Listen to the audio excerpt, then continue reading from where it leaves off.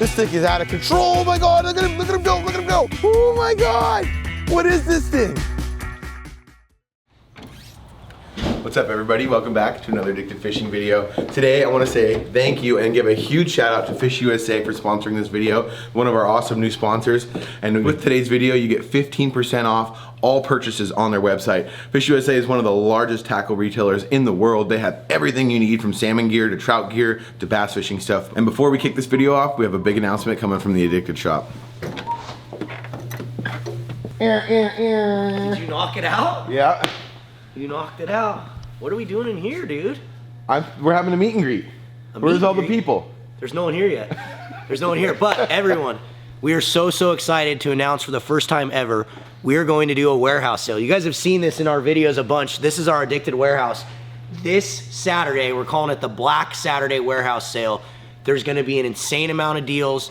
We have tons of new stuff getting made that's gonna be exclusive for this warehouse sale. Jordan's gonna be here hanging out, so if you guys wanna come get your, your little snapshot picture with Jordan. Pop-Off's gonna be here, Big Dave, Cameron, me. We're gonna do free gifts for the first 100 people that show up. We're gonna have food. I'm trying to get like a hot dog truck here, which hopefully I can get a hot dog truck here. So corn dogs. Should be a fun time, guys. So come here this Saturday. It's gonna be from 10 a.m. to 4 p.m. We'll see you guys there. Now let's get this video started. Oh. Good morning.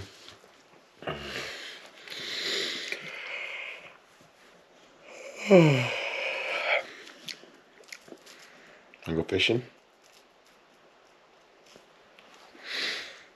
No, we're going anyways.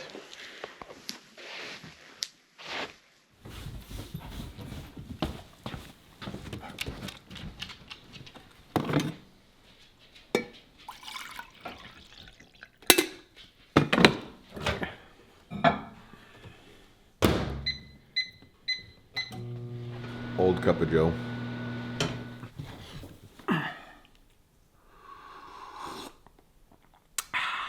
Good cup of Joe.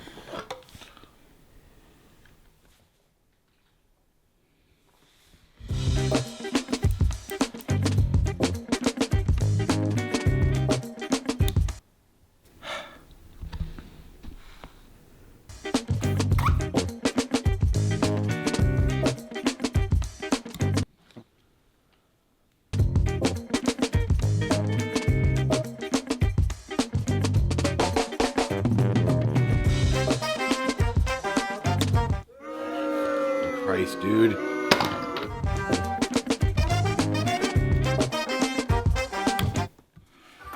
You stink!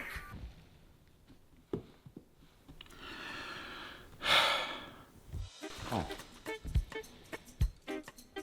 This might work.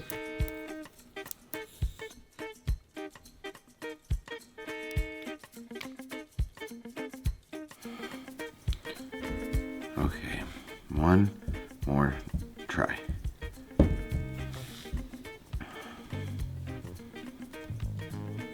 These are looking better, Alex.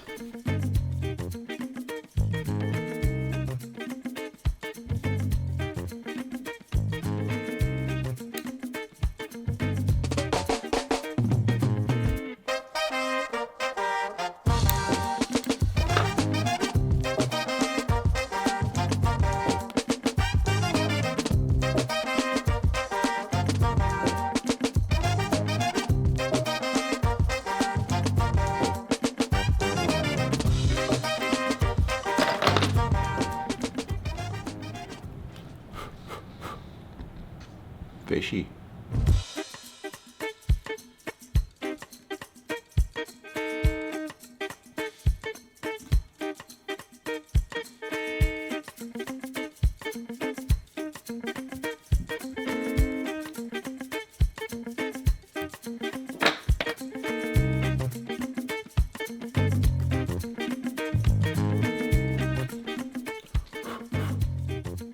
Fishy.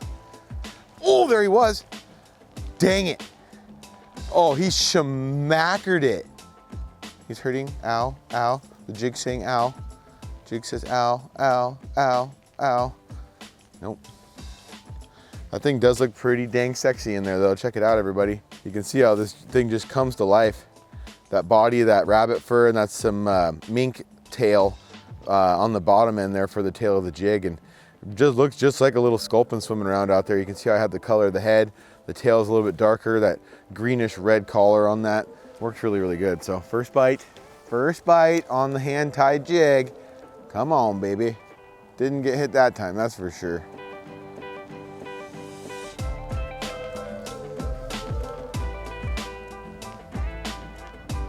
Should I try the worm real quick? What do you think, everybody? Should I try the worm? Kind of have to at this point. Can't leave home without your trusty addicted trout fix float by 𝗪𝗪𝗥𝗗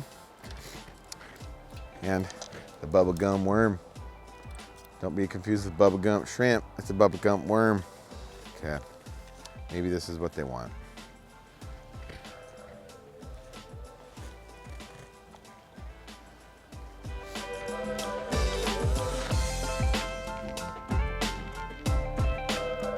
Hi, friend.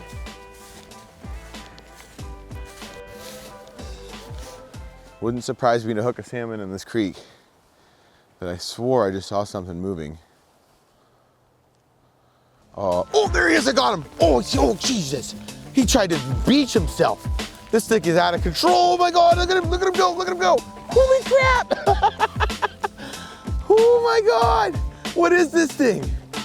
This is a cutting on steroid. Look, he's still doing it. Holy moly. What a way to break in the new jig with an absolutely wild animal. Wow, that's a really pretty one though. Not of eater size. Oh, wow, look at the colors on that thing. Incredible. Look at those red gills. Beautiful female, looks like she's already spawned. So these, a really cool thing about these sea run cutthroat, especially in this area, is that some of them are resident fish, some of them stick around and live in the local area most of the year, but then you get a big run of fish that actually migrates up from the ocean every year too. So I'm gonna get her back. Thank you, sweetie. Hand-tied jig worked. Okay, here we go. Now here comes the big one. Here comes the boom! So that even kind of explains further. Oh, there he was. Oh, I got distracted. I shouldn't have looked away in the sweet spot. I was in the juice right there, the OJ.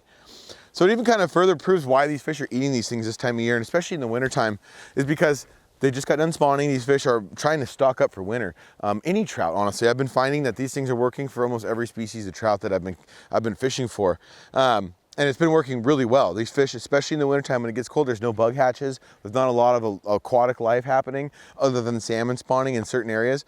Even if you live on the east side or something, your fish are still gonna go spawn, even if you don't have salmon. But those fish are trying to fatten up and get plump for winter, so that's why they're eating such a big bait.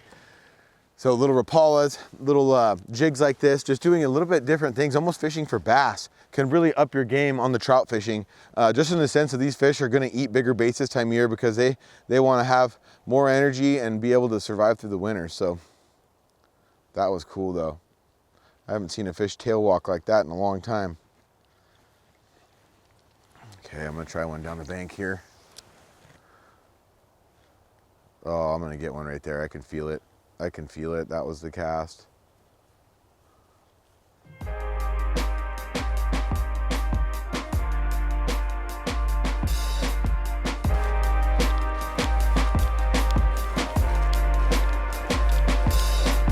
Oh yeah, this could work. This could work. Got a big tree in the water up here right in front of us. All this current's coming down. There's a nice little foam line here in front of me. Perfect little spot for these fish to chill.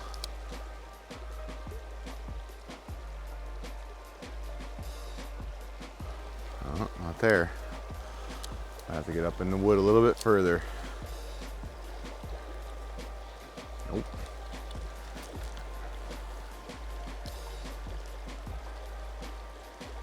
Maybe they're out there in pursuit position. Nope, they're not.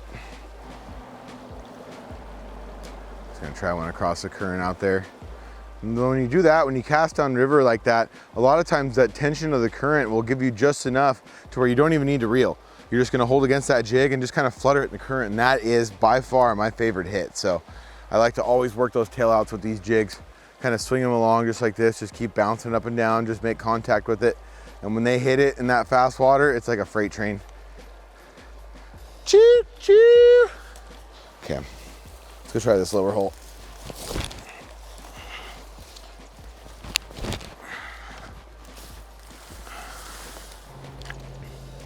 All right, we're gonna shoot for the long disc hookup. Ooh, I like it. Little swing, little dangle. Swing and dangle. Okay, didn't quite get that far enough, I don't think. Get up here in my little perch. That's it. Oh, it'd be so cool to hook one way down there. Ooh, that's fishy. Can't believe I didn't hook one right there, everyone. I'm gonna do one more cast and we better go find another spot. We're starting to run out of daylight. Oh God. Oh, that's fishy. Come on. Come on. Just come on. Oh, that's it too. That's the spot. That's spot number 4. I know I've said that the last few casts, but that's the one. Just flutter in. Flutter, flutter. Dang. Hang. Dangle. Hang. Dangle. No fish. What was that? Just gotta bump me. All right, new hole, new prospects, more fish. Ooh wee, would you look at this little slice of heaven? I'm gonna stay back here. These fish are gonna see me if I walk out too far into this hole, but there's gotta be one here.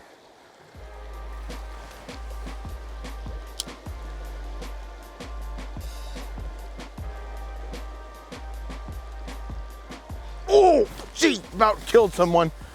Holy moly, that thing slammed it. He threw it back at me, that's what happened. I'm sure everybody in their living room's just ducked right now. Holy cripes. That thing slammarama doodah it. Okay, cast number 2. I'm going right back for him. He's there. Nope, dang it. And he tied a knot in my line. That fish is a smart one. Look at that, he even did this. He bit me, threw it back at me, tied a knot in my line, all before I even knew what was going on. Sheesh. So you want to play hardball, eh, fish? Let's see how it is. Game on.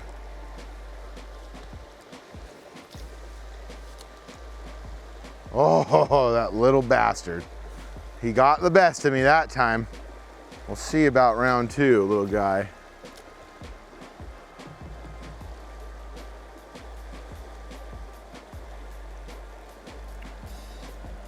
Well, I guess he won round 2 as well.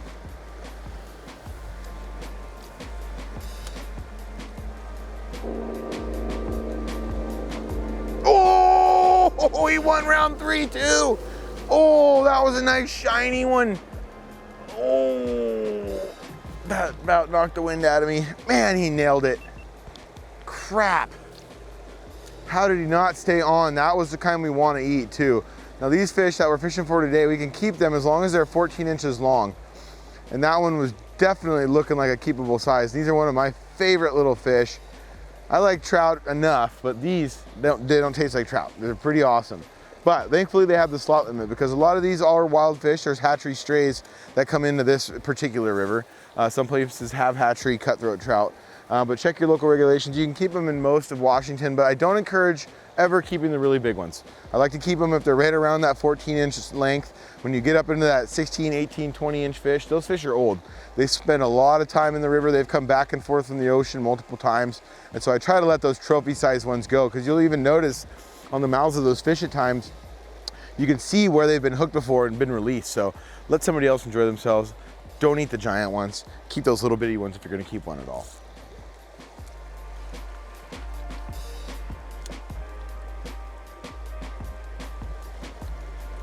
Oh, that one definitely felt the hook. Cripes.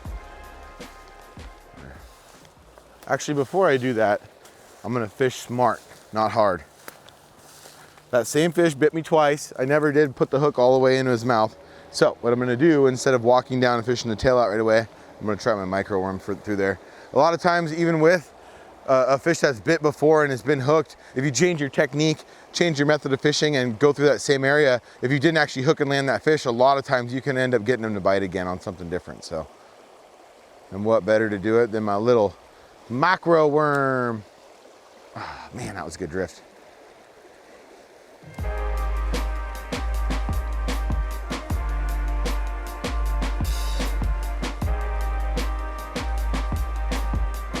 I didn't wiggle my worm right, but that's all right. We still have a really good piece of this hole left, the tail out behind that big boulder down there. So I love that about these cutthroat is they're very structure oriented. They'll be off the ledges, they'll be around wood, they'll be off the corners of the bank, just tucked under the grass and stuff. They're little predators, they're little pursuit animals. So they're like the little velociraptor of the trout world. That's what makes them my favorite.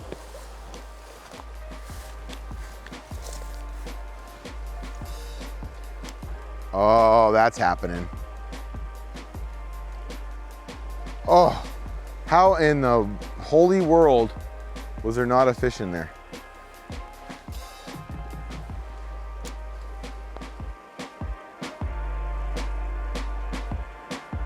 Oh, something just chased it. Son of a gun.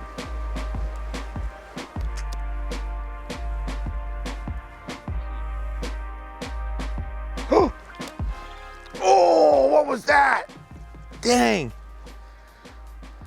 Whew. Heck of a bobber down there. Holy cripes, it shocked me almost. I didn't know what to do with my hands. Oh, yep, don't think that was bottom. There was nothing behind it though. It was like a clean whiffer. But I do not think I was touching. I really needed that one, you guys. We're giving her all we got. Captain. Okay, let's try one on the inside real quick, and we better start finding one more hole. I'd love to get a fish on the bank before dark, and maybe one that we can cook up for you guys for dinner. If not, we'll figure out something else to cook for dinner. Do a nice little recipe at the end of this video, so stick around for that. But I would love it to include a big old cutthroat trout. Come on. Come on now. Oh, almost. Oh, there he is. Got him. Oh, he's gone. Definitely felt that one. Dang it.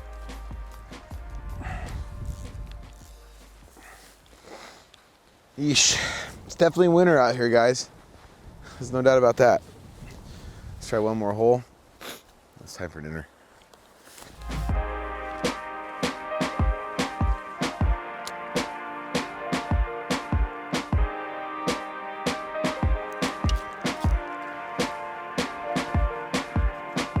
What even is that? What the hell even is that? Damn it. Lost my jig. Good thing I tied more.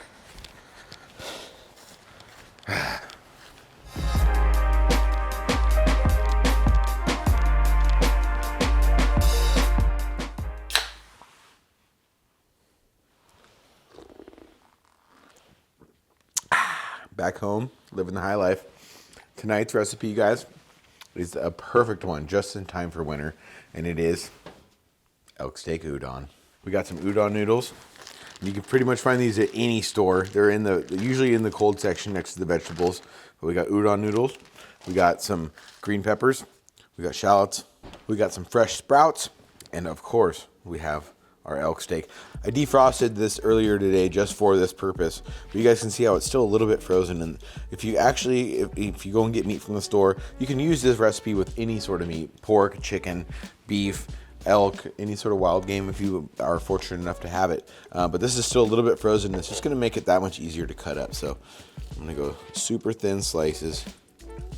It's gonna go nicely in with the noodles, the broth, everything else. So super thin slices of this meat. No.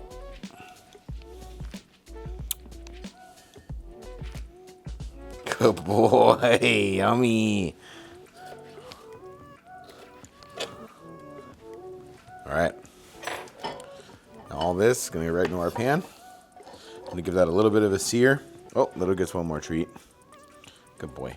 Gonna give this a little bit of a sear with a couple different seasonings, and then we're gonna start our broth. So I got a little bit of ginger left over from a sushi dinner the other night. We're just gonna slice up this ginger nice and fine.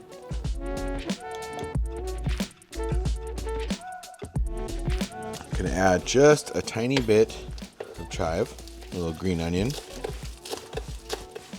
And with that, this is also gonna go right on top of the soup as well, so try to get that out of the blood. And to season that meat, I'm gonna use a little bit of za'atar. A little bit of hoisin sauce. I'm just gonna add that brown sugar, that nice sweet element to it. That should be good.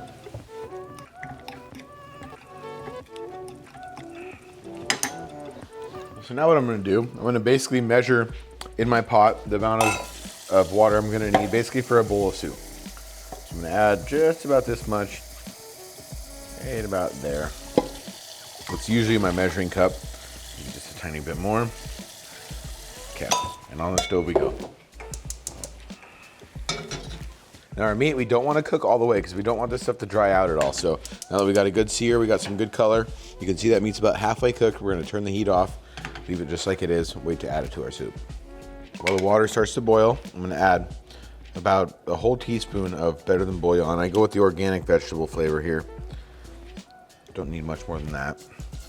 This is a really good way to add that flavor to your broth without adding all the MSG and all the flavor that comes in the packets that come with your noodles. I am gonna add a little bit of my miso that comes in this packet to my broth, but that Better Than Bouillon really makes a really nice broth and kind of makes it a little more of a healthy choice for the dinner. On top of that, I'm gonna add a little bit of my Ghost Cream hot sauce. This stuff a little bit goes a long way. So I'm gonna take about a half teaspoon or so, just for flavor. It's gonna add a little bit of spice, but if I want more later, once the dish is done, I can add a little bit more for the spice, but you can't take the spice out of the broth. So go light on this stuff and add it to flavor. It's all about the broth. Okay, so I have my broth going. We're getting to a warm simmer here. I'm gonna go about half the meat I have in the pan here, try to get some of that juice in there for flavor. I'm gonna add a little bit of shallot.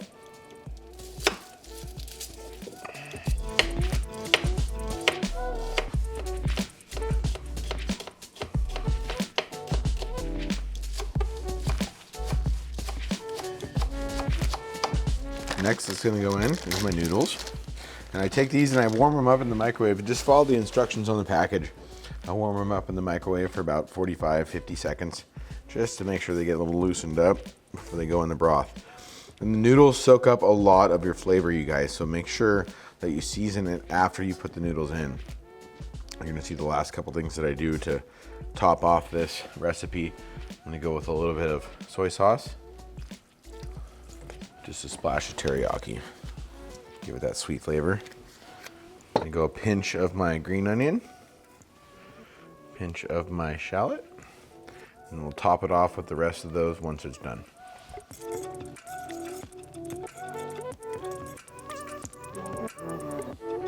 Next step, the big secret, the egg. You want to make sure your water is nice and warm before you throw that egg in there, because you want this thing to cook fast. I'm gonna mix this up with the noodles. You're gonna see the color and the consistency of the soup change immediately because of that egg. Look at that, isn't that beautiful?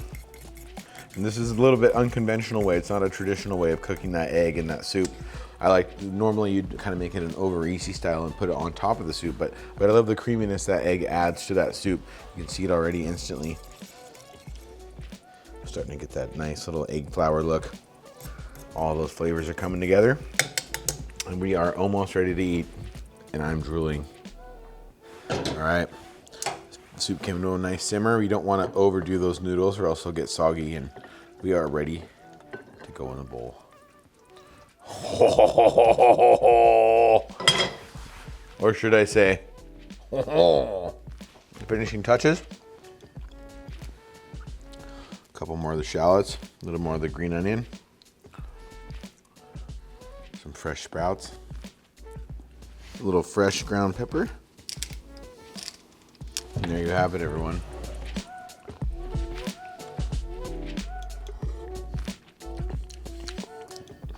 It's winter time, and that's a hell of a soup. Oh my God, we gotta taste the rest of it. Let's go sit down at the table. All right, probably too hot to handle, but I'm too cold to hold, so.